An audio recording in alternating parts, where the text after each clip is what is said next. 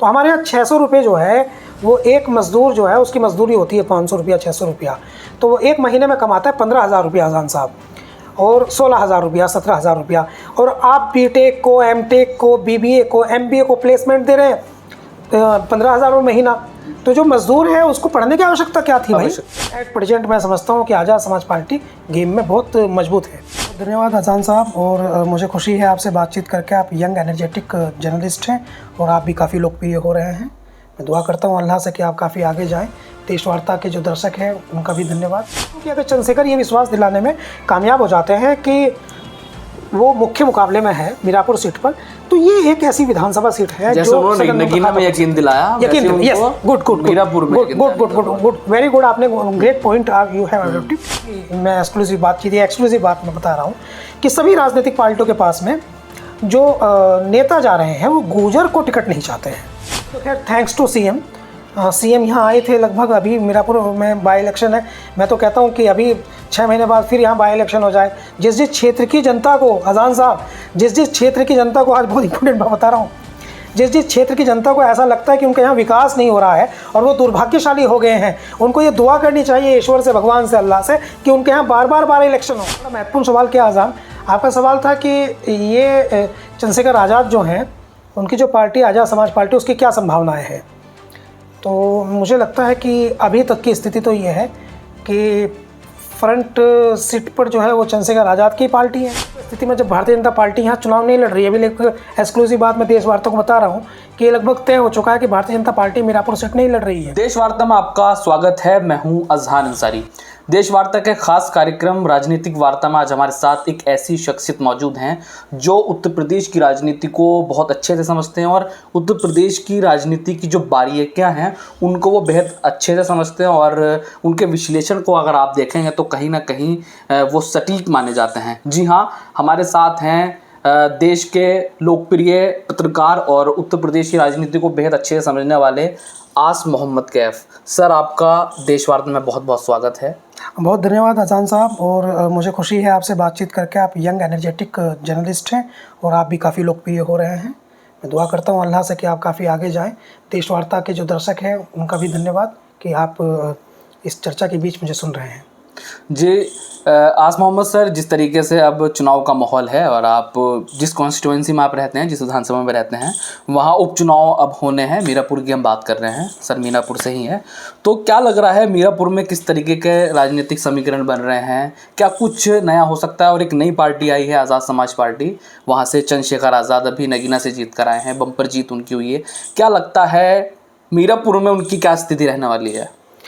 देखिए, ये अभी चूँकि इट्स टू अर्ली टू से, और इतने समय पहले, अभी जैसे संभावना है कि चुनाव जो है वो नवंबर के आसपास होने की संभावना है, तो इतने पहले ये कह देना कि क्या परिणाम रह सकता है, वो थोड़ा सा मैं समझता हूँ कि वो जायज़ नहीं है। लेकिन जहाँ तक प्रश्न है तो वो उन चीज़ों की हम बातचीत कर लें जो यूनिक हैं, और मीरापुर विधानसभा में जो नई बातें हैं जो दूसरी जगह हम लोग उसको नहीं देख पा रहे हैं। वो पहले ये है कि यहाँ पर एक बिल्कुल रेयर स्थिति ऐसी बन गई है कि जितनी भी राजनीतिक पार्टियाँ हैं वो सब मुसलमान प्रत्याशी के ही पक्ष में दिखाई देती हैं। फर्स्ट ऑफ ऑल, जैसे मैं आपको बता देता हूँ कि बसपा ने यहाँ प्रत्याशी बनाया शाहनज़र को, आज़ाद समाज पार्टी ने यहाँ प्रत्याशी बनाया जाहिद हुसैन को, और आरएलडी ने यहाँ ग्रीन सिग्नल प्रत्याशी घोषित नहीं किया है, लेकिन ये बात जो है वो आम हो चुकी है, मूवमेंट भी कर रहे हैं, वो है नवाजिश आलम।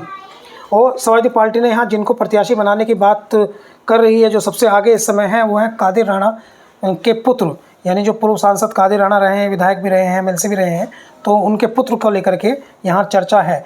तो ऐसी परिस्थिति बनती है तो फिर चारों बड़े राजनीतिक दल जो आपको मीरापुर बाई इलेक्शन में मुख्य मुकाबले में दिखाई देंगे, उन चारों के पास जो है वो एक ही विकल्प है, वो है मुसलमान प्रत्याशी होना।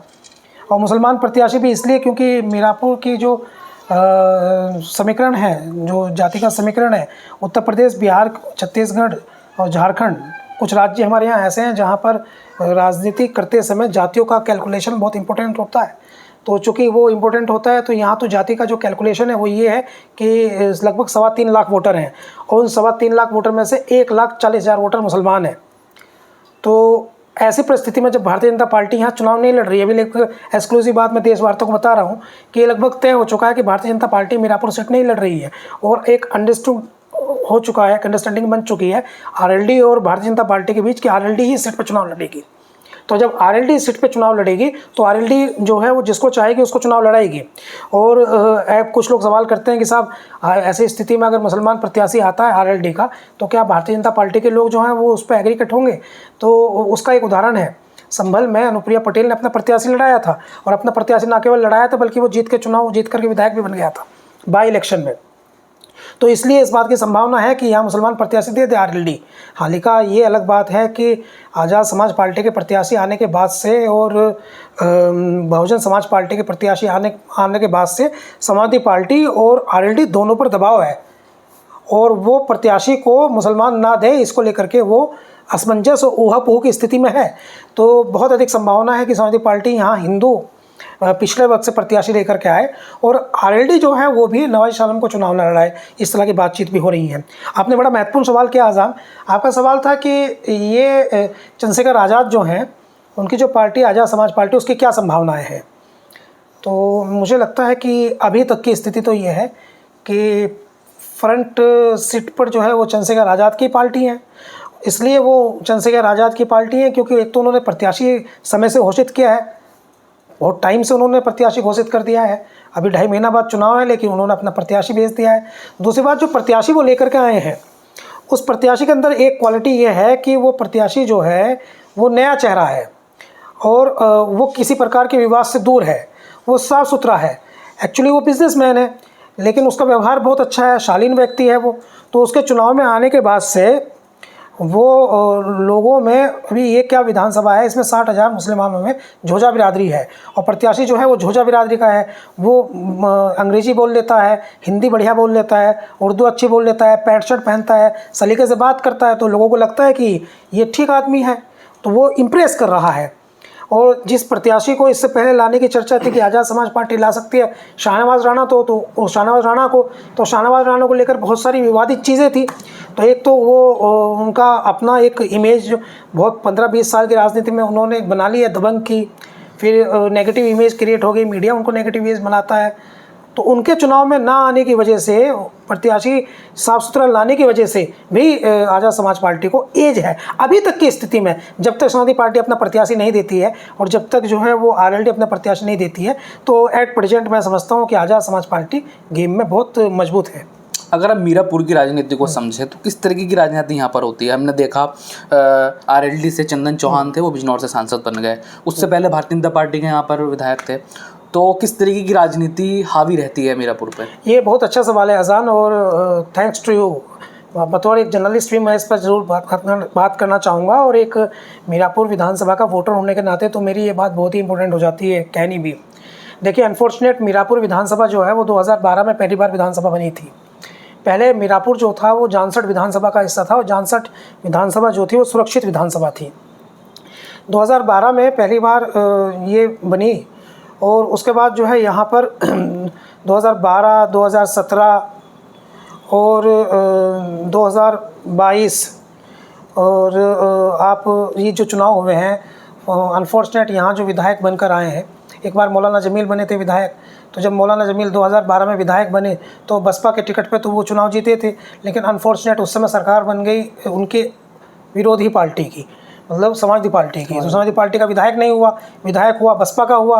और मौलाना जमील जो थे बिल्कुल नॉन पॉलिटिकल आदमी थे, आदमी अच्छे थे, शरीफ थे, मस्जिद और मदरसे तक उनका था, और बात अच्छी करते थे, दीन दुनिया की समझ भी थी, लेकिन पॉलिटिकल समझ नहीं थी। पॉलिटिकल उनको समझ नहीं थी। वो जो पॉलिटिकली एक आदमी को एक्टिव होना चाहिए तो नहीं हो पाए। दूसरी बात, समाजवादी पार्टी की सरकार थी और बसपा के विधायक थे, तो जितना काम उनको कराना चाहिए था वो नहीं करा पाए। तो आप ये समझिए कि वो विधायक थे भी और विधायक नहीं भी थे, यानी रिकॉर्ड के अनुसार हम देखें तो वोट लेकर के जीत गए थे चुनाव, विधायक बन गए थे, लेकिन एक्ट विधायक नहीं थे। वो एक्टिंग उनकी नहीं थी, कार्यकारी जैसा होना चाहिए वैसा नहीं था। तो मुझे समझता हूँ कि मैं वो थोड़ा सा जो है नेगेटिव फेस रहा। उसके बाद 2017 में यहाँ विधायक बन गया अवतार सिंह भड़ाना। अवतार सिंह भड़ाना जो है वो कब हेलीकॉप्टर से आए और कब यहाँ विधायक बन गए और कब यहाँ से चले गए पता ही नहीं चला। भारतीय जनता पार्टी से विधायक बन गए थे। अवतार सिंह भड़ाना तो वो काफ़ी इस बारे को लेकर के काफ़ी मशहूर है कि वो तो चुनाव से पहले 15 दिन पहले टिकट लेके आते हैं। कांग्रेस से भी वो सांसद रहे, भारतीय जनता पार्टी से भी वो विधायक बन गए और वो लोकदल से भी उनको टिकट मिल गया था। जेवर विधानसभा एक बार लड़ने चले गए थे वो जिसको 15 दिन पहले आते हैं पार्टी से टिकट लेते हैं, बनते हैं, फिर 5 साल दिखाई नहीं देते। तो अवतार सिंह भड़ाना 5 साल दिखाई नहीं दिए। तो 5 साल पहले तो हम 12 से 17 तक झेल रहे थे एक ऐसे व्यक्ति को जो योग्य नहीं थे, राजनीतिक तौर पे योग्य नहीं थे, मौलाना जमील को, जिनका कोई काम क्षेत्र में दिखाई नहीं दिया। और दूसरे व्यक्ति हम देख रहे हैं 2017 से 2022 तक अवतार सिंह भड़ाना को, जो क्षेत्र में कब आते थे बिल्कुल आपको पता ही भी नहीं चलता था। तो उनका तो कोई काम हुआ ही नहीं, उनके प्रतिनिधि कौन थे वो मिलते नहीं थे। फिर अवतार सिंह भड़ाना इतना कठिन था उनसे मिलना, और कहते भी थे साहब देखिए हमने तो उनको लोगों में समाज में काम करके तो टिकट उनको मिला नहीं था, टिकट उनको नेता ने दिया था। तो उनका बहुत नेगेटिविटी थी। और 2022 में यहाँ विधायक बन गए समाजवादी पार्टी के सहयोग से आरएलडी के चंदन चौहान। अब चंदन चौहान जब यहाँ विधायक बने तो समाजवादी पार्टी जो है वो कुछ समय तक उनका साथ रहा। उसके बाद वो लोकदल का उनका गठजोड़ टूट गया और लोकसभा चुनाव में अलग लड़ा। और वो पहले ही उसकी घोषणा हो गई थी 6-7 महीना पहले, तो पहले ही उनसे चिटकने लगे थे, वो लोकसभा चुनाव लड़ने के पहले ही इच्छुक थे। तो चंदन चौहान पे एक प्रकार का कन्फ्यूज़न आ गया। कन्फ्यूज़न ये आ गया कि भारतीय जनता पार्टी के सहयोग में आ गए तो अब मैं काम कराऊँ, विकास कराऊँ तो किस वोटर का कराऊँ। समाजवादी पार्टी के वोटर ने उनको वोट दिया था, लगभग 70-80 हज़ार वोट उनको समाजवादी पार्टी का वोटर पड़ा था। उनका काम कराएं तो बीजेपी के लोग डिस्टर्ब हो, और बीजेपी के कराएं तो नैतिकता क्या कहे। हाँ, लेकिन अब वो फिर से सांसद बन गए तो अब ये सीट फिर वैकेंट हो गई, इसलिए बाई इलेक्शन हो रहा है। और काम सुन लीजिए, मीरापुर की विधानसभा के बहुत सारे इश्यूज़ हैं। अभी तो खैर थैंक्स टू सीएम यहाँ आए थे लगभग। अभी मीरापुर में बाई इलेक्शन है। मैं तो कहता हूँ कि अभी 6 महीने बाद फिर यहाँ बाई इलेक्शन हो जाए। जिस क्षेत्र की जनता को, अजान साहब, जिस क्षेत्र की जनता को, आज बहुत इंपॉर्टेंट बात बता रहा हूँ, जिस क्षेत्र की जनता को ऐसा लगता है कि उनके यहाँ विकास नहीं हो रहा है और वो दुर्भाग्यशाली हो गए हैं, उनको ये दुआ करनी चाहिए ईश्वर से, भगवान से, अल्लाह से, कि उनके यहाँ बार इलेक्शन हो। बाई इलेक्शन हो कम से कम, चूँकि कम जगह पर चुनाव होता है और फोकस ज़्यादा रहता है। मुख्यमंत्री आ सकते हैं और वो घोषणा कर सकते हैं। तो हमारे यहाँ भी मुख्यमंत्री आए थे, तो मुख्यमंत्री एक गांव है यहाँ कासमपुर खोला, तो वहाँ मिनी स्टेडियम की घोषणा कर गए और मुख्यमंत्री जो है बहुत सारी सड़कें भी दे गए। तो इसलिए गुड टू कम। मगर दूसरी समस्याओं को हम देखें, जैसे मीरापुर है तो पानी की समस्या यहाँ कभी दूर नहीं हो रही है। सड़कों पर पानी भर जाता है, निकासी कुछ नहीं है। देखिए यहाँ बेरोजगारी इतनी ज़्यादा, कोई स्टेडियम नहीं है, खेल की कोई व्यवस्था नहीं है, बेरोजगारी आप देख रहे हैं किस कदर आलम है। बहुत यहाँ से सबसे बड़ी समस्या ये है कि यहाँ इंडस्ट्री नहीं है, रोज़गार नहीं है।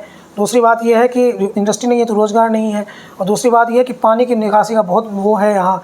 तीसरी बात यह है कि देखिए जिन क्षेत्रों में, जैसे मुजफ्फरनगर की एक विधानसभा है बुढ़ाना, तो मैं प्रशंसा करना चाहूँगा वहाँ पूर्व सांसद संजीव बालियान की, जिनका क्षेत्र भी पड़ता है, भारतीय जनता पार्टी के सांसद है, लेकिन उन्होंने वहाँ इतना काम कराया कि उस विधानसभा में, खासकर हालांकि कुटबा कुटुबिन का गाँव भी है, लेकिन वहाँ उन्होंने इतना काम कराया कि वहाँ रोज़गार जो है वो खिलाड़ी डेवलप हो गए। तो खिलाड़ी जब डेवलप होता है तो सबसे पहले वो उदासीनता से बचता है। तो यहाँ ये खिलाड़ी डेवलप नहीं कर पाए। स्किल के मिनिस्टर जरूर है जयंत चौधरी, और उन्हीं का प्रत्याशी यहाँ चुनाव लड़ेगा, तो संभवतः उम्मीद तो रहेंगी कुछ करें, लेकिन नौजवानों पे फोकस इनको रखना पड़ेगा। नौजवान यहाँ का पथ भ्रष्ट हो गया है, एक बात। दूसरी बात, एक यहाँ समस्या ये हम लोग बहुत समय से देख रहे हैं। अभी मुख्यमंत्री आ गए, उन्होंने भी इस बात के, मोरना शुगर मिल एक यहाँ है, उसके विस्तारीकरण का इशू था, तो अभी आश्वासन दे के गए हैं मुख्यमंत्री के, हम उसका भी विस्तारीकरण कर देंगे। यानी इतनी सारी समस्याएं जिनको हम महीनों से उठा रहे थे, सालों से उठा रहे थे यहाँ के लोग, मुख्यमंत्री आए तो पहले ही घोषणा कर गए। तो सवाल यह है आजान साहब कि वो करें वो कह तो गए, हाँ कह तो गए, घोषणा तो हो गई है, घोषणा तो हो गई। जमीनी स्तर पर कब उस पर बदलाव आएगा? करे तो वो तो इश्यूज तो हैं, इस क्षेत्र के लोगों के इश्यूज तो हैं यहाँ। फिर यहाँ प्रोफेशनल कॉलेजेस नहीं है, फिर यहाँ जो प्रोफेशनल कॉलेज हैं उनमें फ़ीस जो है बहुत महंगी है। अब जिस कॉलेज में मुख्यमंत्री आए थे वहाँ, वो देखिए ये पॉइंट है, मुख्यमंत्री ने वहाँ रोज़गार की बात की, रोज़गार मेला लगाया, उन्होंने बताया कि हमारे बच्चों का जो है प्लेसमेंट हुआ बीआईटी के लोगों ने, तो ये फ़ोटोज़ लगे थे जिनका प्लेसमेंट हुआ, तो प्लेसमेंट बता रहे थे 1,60,000 रुपये साल की इनको तनख्वाह मिल रही है। फ़ोटो लगा था 1,60,000 रुपये साल की, 15,000 रुपये महीने से भी कम होता है। तो क्या प्लेसमेंट दे रहे हैं आप? भाई सवाल है, आप क्या प्लेसमेंट दे रहे हैं? आपके यहाँ बीटेक कर रहा है, बीई कर रहा है व्यक्ति, बीटी आपके यहाँ बीबीए कर रहा है या एमबीए कर रहा है या एमटेक कर रहा है, प्लेसमेंट दे रहे हैं आप 2 लाख रुपए सालाना। तो हमारे यहाँ 600 रुपये जो है वो एक मज़दूर जो है उसकी मजदूरी होती है 500 रुपया 600 रुपया, तो वो एक महीने में कमाता है 15,000 रुपया अजान साहब, और 16,000 रुपया 17,000 रुपया। और आप बीटेक को, एमटेक को, बीबीए को, एमबीए को प्लेसमेंट दे रहे हैं 15,000 रुपये महीना। तो जो मजदूर है उसको पढ़ने की आवश्यकता क्या थी भाई? आवश्यकता क्या है? इतना पैसा इन्वेस्ट क्यों किया उसने? शिक्षा को लेकर एक नेगेटिविटी भी नेगेटिविटी भी है देखी जा रही है। उनके परिवारों में जो परिवार पैसा लगा करके, जो आने वाली पीढ़ियां हैं वो जब देखेंगे कि बीटेक करने वालों को एक मजदूर से भी कम सैलरी मिल रही है तो क्यों पढ़ेगा? और उसको हम स्किल इंडिया और एजुकेशन की बात करते हैं। अजान साहब सिर्फ इतना नहीं है, आप भी यंग हैं, सिर्फ इतना नहीं है कि आप देखिए इस चीज़ को प्रमोट कर रहा सीएम जो है वो आए, वो प्रमोट कर रहे हैं कि रोजगार मेला, यानी इतने लोगों को हमने रोजगार दिया प्राइवेट सेक्टर में। भाई प्राइवेट सेक्टर में आपने रोजगार दिया लेकिन सैलरी कितनी दी? 15,000 सैलरी। हाँ, सैलरी कितनी थी आपने? सैलरी कितनी थी आपने? आप जितनी मजदूर को सैलरी मिलती उतनी दी आपने, फिर तो आप पकौड़े तलने वाला वास्तव में ज़्यादा कमा लेगा। सही बात। तो ये इशूज़ है, मैं समझता हूँ इस विधानसभा का सबसे बड़ा इशू जो है वो रोजगार है। रोजगार है। अच्छा, जो यहाँ पर आपने बताया जो जातिगत के 1 लाख से ज़्यादा मुस्लिम समाज है, तो जाहिर सी बात है निर्णायक भूमिका में मुस्लिम समाज यहाँ पर है। तो यहाँ के क्या जातिगत समीकरण है? मुस्लिम 1 लाख आपने बताया, और जाट भी यहाँ पर अच्छी खासी तादाद में है, तो क्या मिला जुला यहाँ का समीकरण है? वो थोड़ा सा डेटा मुझे बता दीजिए। देखिए ये मैं आपको बता दूं कि 3.25 लाख वोटरों की विधानसभा है आज़ान साहब, और 3.25 लाख वोटरों की विधानसभा में 1,40,000 मुसलमान हैं और 28,000 वोट जो है जाटों की है, और उसमें 22,000 वोट गुजरों की है। हालांकि ये बहुत इंपॉर्टेंट सवाल है, लेकिन आज मैं इसमें एक बहुत महत्वपूर्ण बात आपको बताऊंगा। हमारे यहाँ क्या है कि इसमें शेष 50,000 के आसपास, थोड़ा कम हो सकता है लेकिन हम फिगर मानते हैं, दलित है, पाल समाज है लगभग 18,000, और कश्यप है, ठाकुर है 2,000, 1,000 वोट यादवों की हैं, 5,000 वोट सिखों की है, जो बहुत महत्वपूर्ण वोट है इस समय। तो इस तरह से अगर हम देखें तो लगभग 7-8,000 ब्राह्मण हैं, और लगभग 5,000 के आसपास जो अमूमन विधानसभा में होता है वैश्य समुदाय की वोट है। तो अगर हम देखें तो सबसे बड़ी आबादी मुसलमानों की है, दूसरे नंबर पर जो है वो दलित वोट है, और तीसरे स्थान पर अगर हम देखें तो जाट वोट है। अच्छा। चौथा स्थान गुजरों का आता है। लेकिन यहाँ हो क्या रहा है, यहाँ तमाम हिंदू जातियों में, पाल में, कश्यप में, सैनी में, पिछड़ी हिंदू जातियों में, पाल में, कश्यप में, सैनी में, और एक विशेष प्रकार का जो है वो गुस्सा है। आप उसको अंदर से बात करोगे तो गुस्सा है वो सभी, मैं एक्सक्लूसिव बात मैं बता रहा हूँ कि सभी राजनीतिक पार्टियों के पास में जो नेता जा रहे हैं वो गुर्जर को टिकट नहीं चाहते हैं। अच्छा। हाँ, उसका कारण ये है कि ये आम बातचीत में चला गया है कि मीरापुर विधानसभा जो है वो गुर्जर सीट हो गई है। तो जयंत चौधरी जी के पास अधिकतर लोग जो जा रहे हैं वो कह रहे हैं कि साहब गुर्जर मत लड़ाना, किसी को भी लड़ा देना। अखिलेश यादव के पास लोग जा रहे हैं, वो कह रहे हैं साहब गुर्जर मत लड़ाना, किसी को भी लड़ा देना। और चंद्रशेखर के पास भी ऐसे लोग गए थे जिन्होंने कहा साहब गुर्जर मत लड़ा देना, किसी को भी लड़ा देना। तो ये बहुत महत्वपूर्ण बात है, और गुर्जर समाज को ये समझने की जरूरत है कि ऐसा क्यों हो रहा है। तो देखिए यहाँ जो बनिया कम्युनिटी है, जो ब्राह्मण कम्युनिटी है, जो पाल कम्युनिटी है, जो कश्यप कम्युनिटी है, जो सैनी कम्युनिटी है, उन्होंने ये मान लिया है कि गुर्जर जो है वो इस सीट पर एक प्रकार से अपना कब्जा जमा के बैठ गए।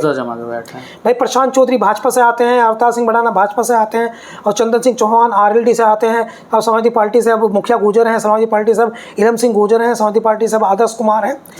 तो जो दूसरी जातियाँ हैं, हिंदू जातियाँ हैं, उनके अंदर एक प्रकार से जो है वो आक्रोश है, और उन्हें लगता है कि भाई अगर ये इस बार फिर गुर्जर यहाँ टिकट दे देंगी, समाजवादी पार्टी जैसे मान लीजिए दे दे, या आरएलडी अगर दे दे टिकट और फिर से गुर्जर विधायक बन जाए, तो आगे की संभावना समाप्त हो जाएगी।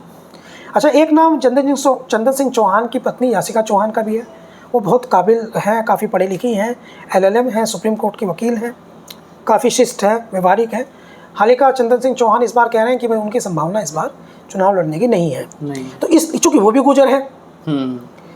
गुर्जर है, तो इसलिए यहाँ एक ये भी चर्चा थी कि भारतीय जनता पार्टी ये सीट ले ले। तो ज़्यादातर लोगों का यही इसमें है व्यूज़ तमाम नेताओं के प्रति कि गुर्जर प्रत्याशी जो है वो ना दें, और रालोद भी अगर यहाँ प्रत्याशी दे तो जाट दे 28,000 जाट है, और रालोद चूँकि जाटों की पार्टी कही जाती है, यानी का किसानों का उनका फोकस है, लेकिन तो फिर वो जाट ना दे तो फिर वो पाल दे।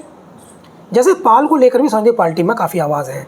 एक प्रत्याशी हैं विनय पाल, एक प्रत्याशी हैं संदीप पाल, तो सबका डिमांड है कि वो, ये कुल मिला के परिस्थिति ये है कि समाजवादी पार्टी और आरएलडी दोनों पर दबाव है कि वो गुर्जर प्रत्याशी ना दें। और अब चूँकि बसपा और आज़ाद समाज पार्टी ने मुसलमान प्रत्याशी दे दिया, तो अब शायद वो भी पिछड़े समुदाय से प्रत्याशी दें।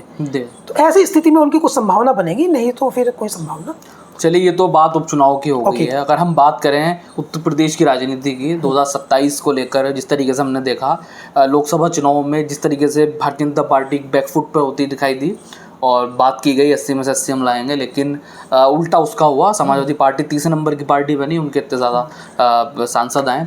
तो क्या लगता है 27 की राजनीति पर क्या असर पड़ने वाला है, और ये जो उपचुनाव हैं क्या ये सेमीफाइनल की नज़रिए से देखे जा रहे हैं? क्या होगा इन 10 सीटों पर? Thank you for asking this question Azhan. और मैं भी डिटेल्स में बताना चाहूँगा। एक्चुअली देखिए 2024 का जो चुनाव था तो उस समय मैं 38 लोकसभा क्षेत्रों में मैंने विजिट की थी।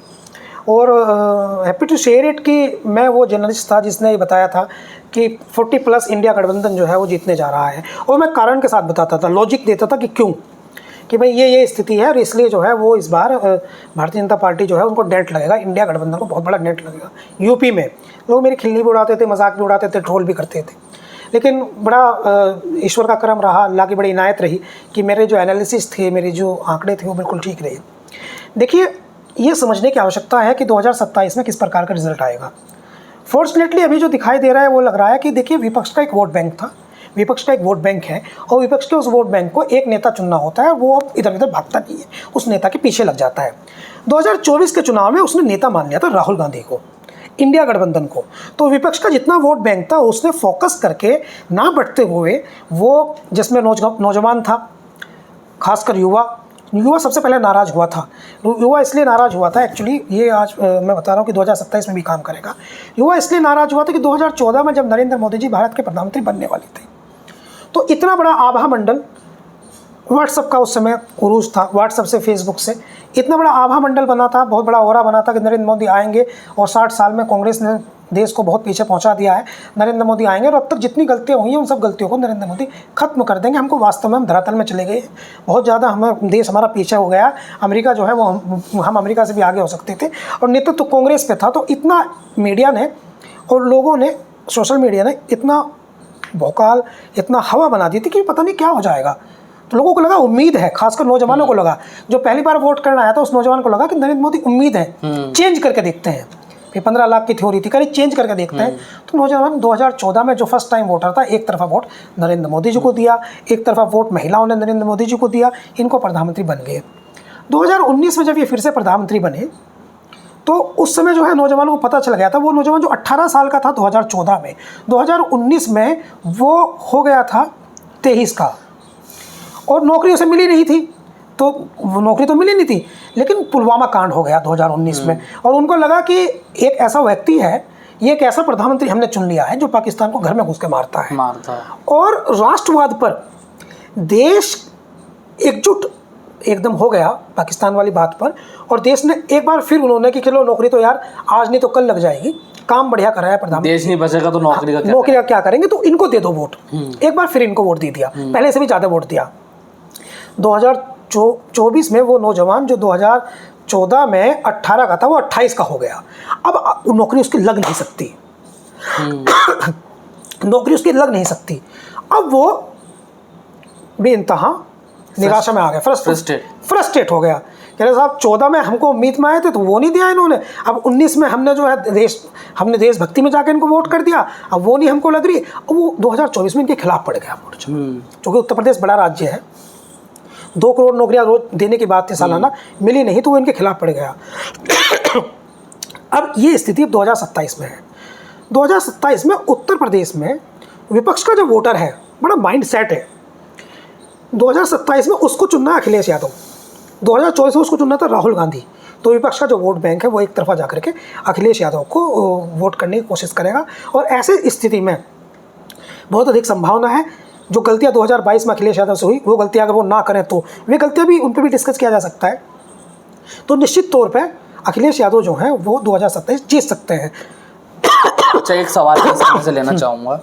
2027 की हम बात कर रहे हैं और एक अभी हमने जिक्र किया चंद्रशेखर आज़ाद का, वो भी दावा कर रहे हैं कि वो भी 403 की 403 सीटों पर जीतेंगे। और क्या लगता है चंद्रशेखर आज़ाद की क्या भूमिका रहेगी 2027 के चुनाव में, क्या लगता है आपको? देखिए, चंद्रशेखर आज़ाद का जहाँ तक प्रश्न है, चंद्रशेखर आज़ाद जो हैं उभरते हुए नेता हैं और नो डाउट वो संघर्षों से जन्मे हुए नेता हैं और वो चांदी की चम्मच मुंह में लेके पैदा नहीं हुए।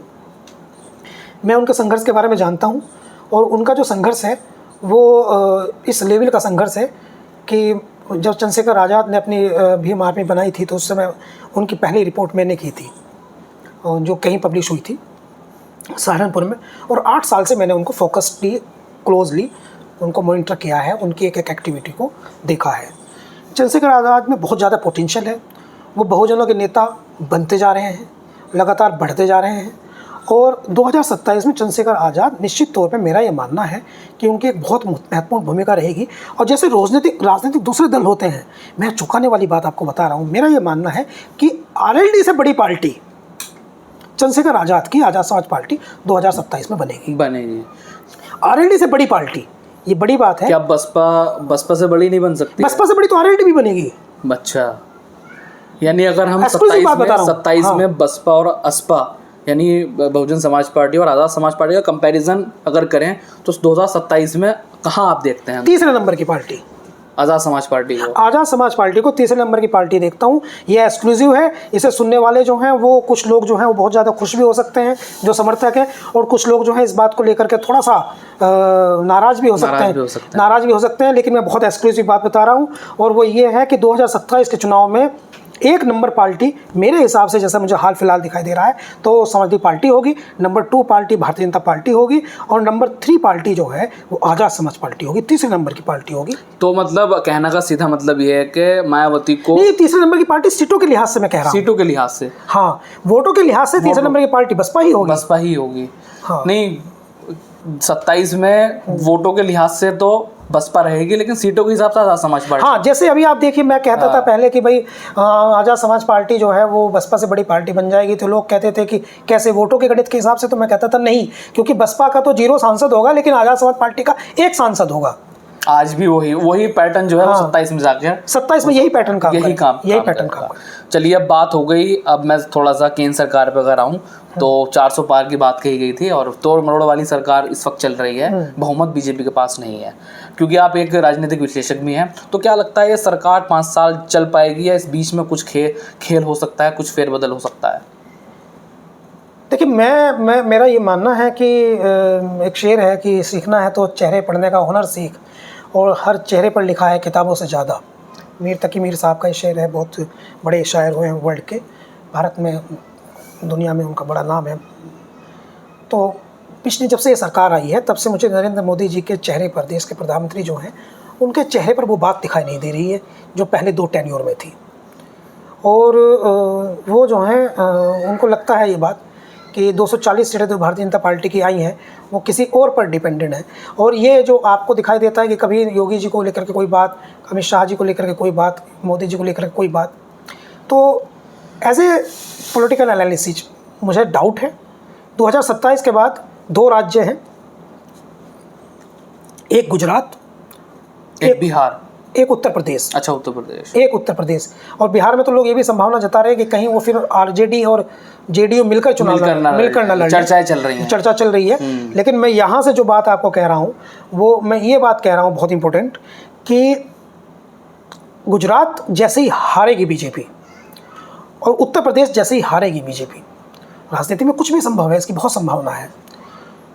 उस दिन से आप ये मान लेना कि केंद्र सरकार जो है वो 15 दिन 1 महीना की मेहमान रहेगी।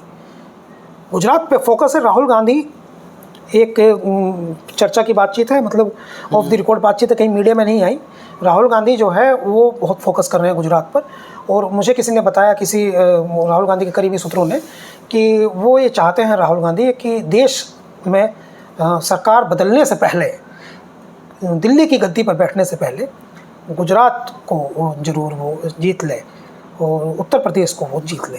उत्तर प्रदेश गुजरात जो है 2 राज्य वो ज़रूर जीतना चाहते हैं। उसके बाद वो केंद्र की सरकार में उथल पुथल का प्रयास करेंगे। ये एक्सक्लूसिव बात है। चलिए, एक आखिरी सवाल, क्योंकि लंबी चर्चा हो गई है, एक आखिरी सवाल, फिर हम उपचुनाव पर आ जाते हैं। जिस तरीके से 10 सीटों पर उपचुनाव हैं, तो क्या लगता है इस उपचुनाव में, देखो समाजवादी पार्टी के पास 5 सीटें ऑलरेडी हैं और 4 सीटें बीजेपी के पास हैं, और एक जो है वो आरएलडी के पास थी ये वाली, तो क्या लगता है चंद्रशेखर आज़ाद का खाता इस उपचुनाव में खुल पाएगा या नहीं? आपका क्या मानना है? देखिए चंद्रशेखर आज़ाद जो हैं वो, देखिए मैं ये नहीं कह रहा हूँ कि मैं कोई उनका राजनीतिक सलाहकार हूँ, मगर मैं चूँकि मैं उनको पसंद करता हूँ और बेसिकली मैं खुद ऐसे राजनेताओं को देश भर में पसंद करता हूँ जो संघर्षों से आगे आए हैं, जो सेल्फ मेड आइकन है, जो अपने दम पर आगे बढ़े हैं। मैं उन सभी को पसंद करता हूँ। तो मैंने उनको जो है, जब वो नगीना लड़ रहे थे तो उस समय मैंने कई लोगों से ये बात कही थी कि भाई वो 3 लोकसभा, 4 लोकसभा या 10 लोकसभा पे टिकट ना मांगे और इसको छोड़ दें और वो एक लोकसभा सीट पर फोकस होकर चुनाव लड़े। तो नगीना का जो चुनाव उन्होंने लड़ा वो आइडियल चुनाव था। 5000 कार्यकर्ता उनको चुनाव लड़ा रहे थे। उन्होंने इधर उधर की सब बात छोड़ दी, पूरा फोकस करके नगीना लड़ा और वो नगीना जीते, तो उनको फ़ायदा हुआ। तो मेरा भी ये मानना है कि 10 विधानसभा सीट हैं ज़रूर उत्तर प्रदेश में जहाँ बाई इलेक्शन है, लेकिन मैं समझता हूँ कि वो जहाँ सबसे ज़्यादा मजबूत है और जहाँ वो चुनाव लड़ कर के जीतने की सिचुएशन में आ सकते हैं, वे 2 या 3 सीटें हैं और वो लड़ तो रहे हैं। एक तो उनके पास सबसे अच्छा नेता, कहीं मुझे लगता है कि पूरे उत्तर प्रदेश में बाई इलेक्शन में सबसे अच्छा नेता उनके पास कहीं है तो गाज़ियाबाद के सत्यपाल चौधरी हैं। अच्छा नेता उनके पास है, वो काफ़ी अनुभवी नेता हैं और संघर्षशील नेता हैं सत्यपाल चौधरी। दूसरा, मीरापुर विधानसभा सीट जहां हम हैं, यहाँ उनकी जीत की सबसे ज़्यादा संभावना है। जैसे अगर समाजवादी पार्टी ने यहाँ मुसलमान प्रत्याशी दे दिया, जिसकी संभावना है कि वो राणा उन्होंने दे दिया, तो वो राजपूत मुस्लिम बिरादरी से आते हैं जिसकी 8 से 10 हज़ार वोट है।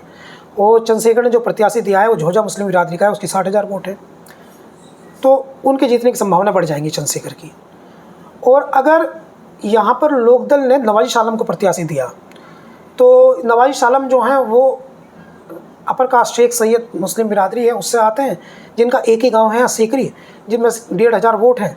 तो नवाज़िश आलम पूरी विधानसभा में बामुश्किल 2 से 3 हज़ार मुस्लिम वोट ले पाएंगे, तो उनकी भी जीत की संभावना खत्म हो जाएगी। तो ऐसी परिस्थिति में भी बैकवर्ड बनाम अपर कास्ट मुसलमानों में चुनाव हो जाएगा और बैकवर्ड मुसलमान यहाँ 90% से ज़्यादा है। तो फिर ऐसी स्थिति में जाहिद हुसैन जो चंद्रशेखर आज़ाद के प्रत्याशी हैं वो मुख्य फाइट में आ जाएंगे। और अजान ये समझने की जरूरत है आज की राजनीति में, जो मुख्य फाइट में है उसको सारा वोट है, उसको सारा वोट, सारा विपक्ष का वोट है। जो मुख्य फाइट में उसको सारा विपक्ष का वोट है और जो मुख्य फाइट में नहीं है उसको कुछ नहीं है, कुछ नहीं है। जैसे 2022 के चुनाव में कांग्रेस के प्रत्याशी को 2000 वोट मिले थे इसी विधानसभा पर और नसीमुद्दीन सिद्दीकी जब यहीं से लोकसभा चुनाव लड़े तो उनको नसीमुद्दीन सिद्दीकी को 20,000 वोट मिले थे और अदीब जो राज्यसभा सांसद थे उनको यही 2600 वोट मिले थे लोकसभा चुनाव में। तो जो मुख्य मुकाबले में है उसको सारा वोट है, सारा वोट है। तो इसलिए मैं समझता हूँ कि अगर चंद्रशेखर ये विश्वास दिलाने में कामयाब हो जाते हैं कि वो मुख्य मुकाबले में है मीरापुर सीट पर, तो ये एक ऐसी विधानसभा सीट है जो नगीना में यकीन दिलाया, गुड मीरापुर में गुड वेरी गुड, आपने great point you have adopted कि नगीना में उन्होंने यकीन दिलाया कि वो मुख्य मुकाबले में है, तो वोट उनको पड़ गया।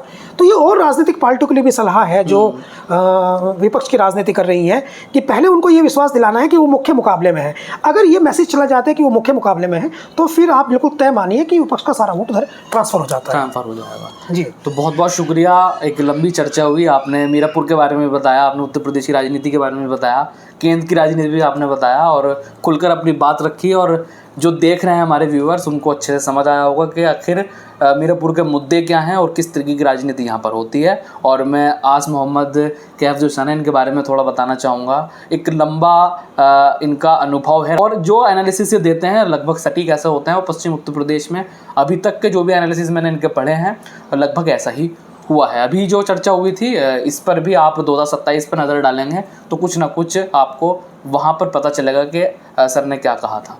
तो सर आप कुछ आखिरी में अगर हमारे व्यूवर्स से कहना चाहें। देखिए अजान बहुत काबिल हैं, बहुत टैलेंटेड हैं, मैं इनकी वीडियोस देखता हूँ, बहुत अच्छा ये जर्नलिज्म समझते हैं।